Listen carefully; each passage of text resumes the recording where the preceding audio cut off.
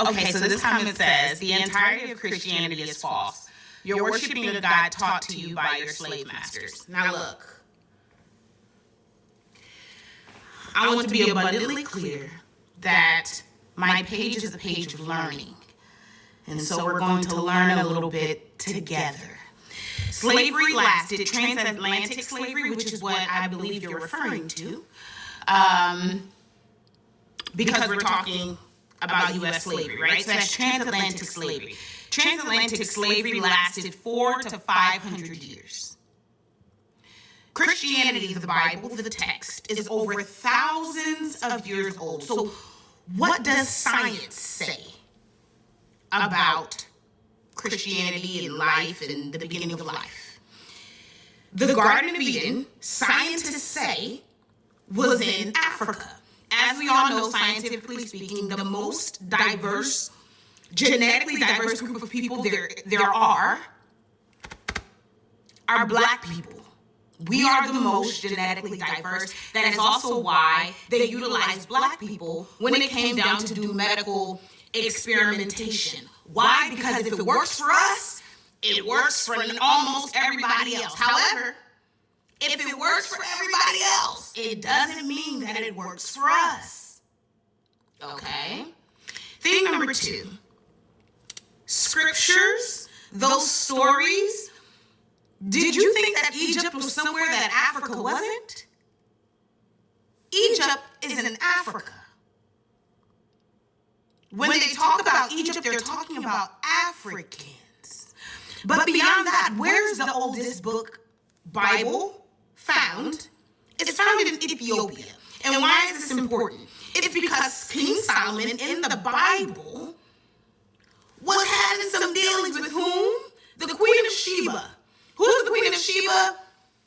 Broadly known by historians, a queen from Ethiopia. Christianity is a part of Ethiopia's national religions. Ethiopia was never colonized. You see, so colonizers didn't bring Christianity to Ethiopia. How do they know about it?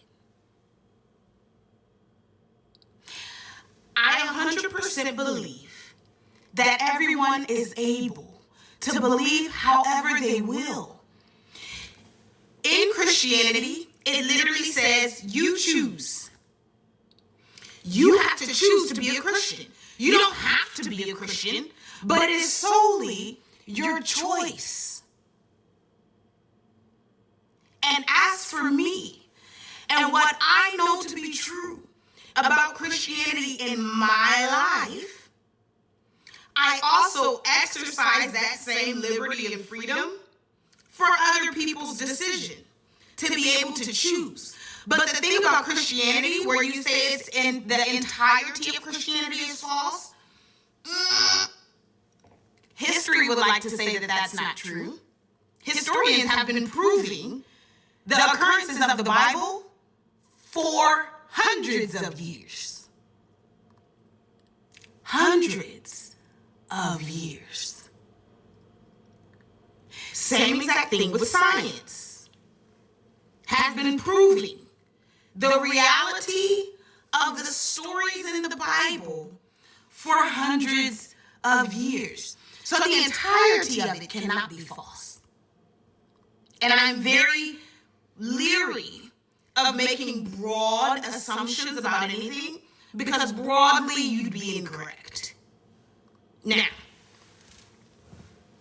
it is clear that you and I don't believe the same thing, but it doesn't mean that we can't be friends. Like, one thing that I just never understood is how we can have this belief when a lot of the stories literally take place in Africa. And just because they don't call it Africa, you don't know that they're talking about black people. Some of the 12 disciples are black people. They're black. So how is it that we can then be underneath the belief that white people decided to create a story about miracles, signs, and wonders that happen amongst black people and then say,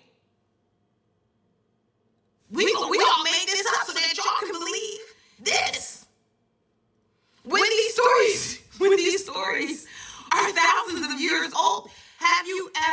heard of white people making a savior someone that's not white. But that's okay. This is the reason why the whitewashing of history in general is very helpful. Because there's this wonderful university called Timbuktu. And Timbuktu was in, that's right, Africa.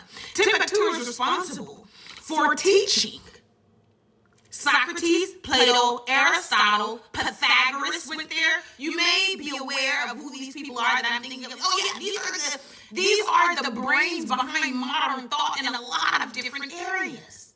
You see, worldwide, it was known that in order for you to be able to be smart, you had to go and study at Timbuktu. Yes, Alexander the Great went to go and study at Timbuktu because one of his professors was Plato. Come in, colonizers. And you know what no longer exists today? The Great University of Timbuktu.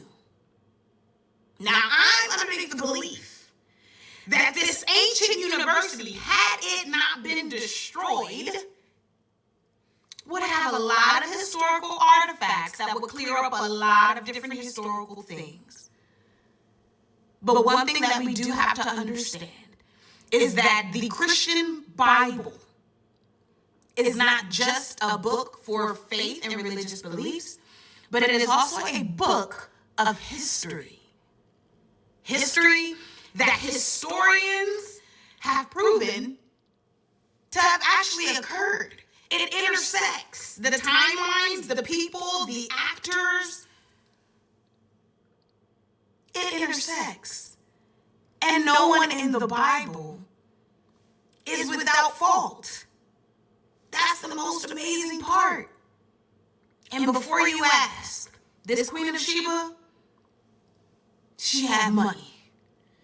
And that's why Solomon wanted her so bad.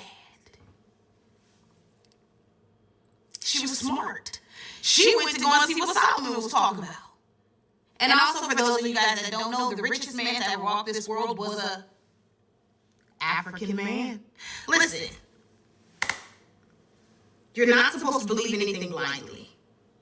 So I applaud you for asking your question. But I have friends that believe a lot of different faiths. And I'm okay with that. Because my religion tells me that it's their choice. So when I see someone talking about their religion, I don't comment that they're wrong and everything that they believe is incorrect. Because as C.S. Lewis stated, who once again was an atheist who sought to study Christianity to prove it was false, and he became a Christian. This is what C.S. Lewis says. C.S. Lewis says, if Christianity is wrong, what have I lost? It's not important. If Christianity is right, then it seems of grave importance. I don't announce that I'm a Christian because it is my religion that tells me that people should know that I'm a Christian because of how I treat others. That's how you should know. And that's what I strive to be.